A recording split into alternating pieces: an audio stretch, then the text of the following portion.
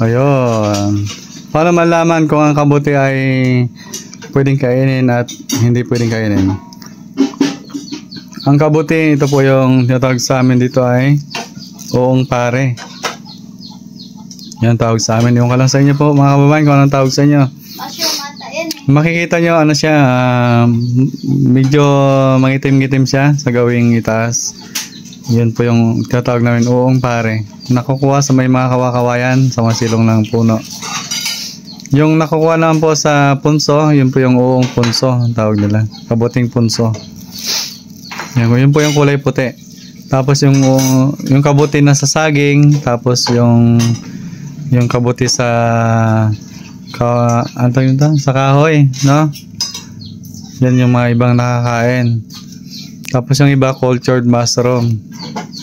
Yun mga kababayan, ito yung nakakain na kabuti. So iwasan nating mga kababayan yung may tinatawag lang singsing dito sa may bandang puno. Dito may singsing yun po yung nakakalason na tinatawag nila. Hindi nakakain po yun.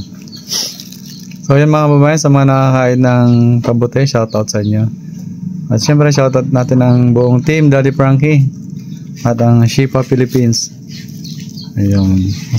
Sama? Anong masarap na luto niyan? Gisa. Gisa. Gisa with saluyot. So, ang niluluto naman namin dyan, na paborito ko yung nilalagyan ng bagoong.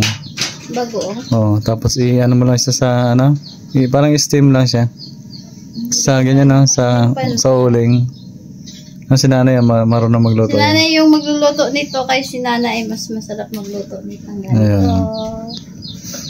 Si nanay, busy si nanay.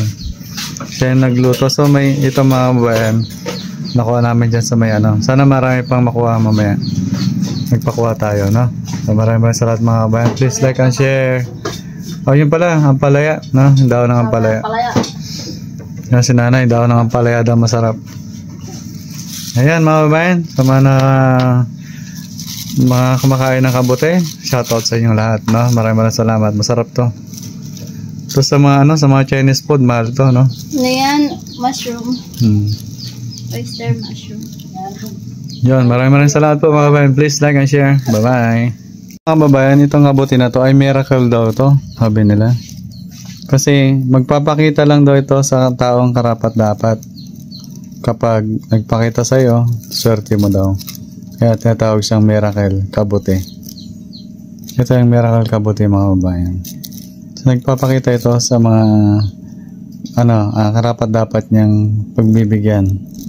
So napakabuti ng Panginoon, no?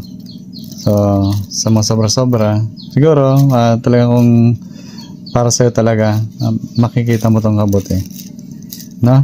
Pero ito nabibili sa palengke sa mga gusto pong bumili. Marami na po sa palengke nito. So sa mga nangunguha ng kabuti,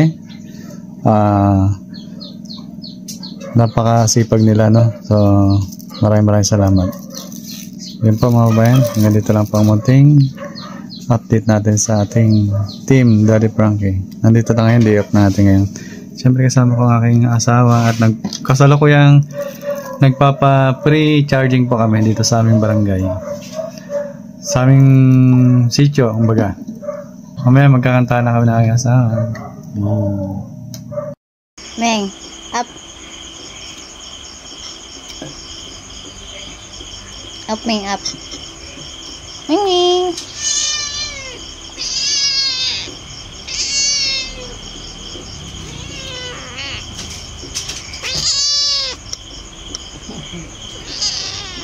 Best friend tayo.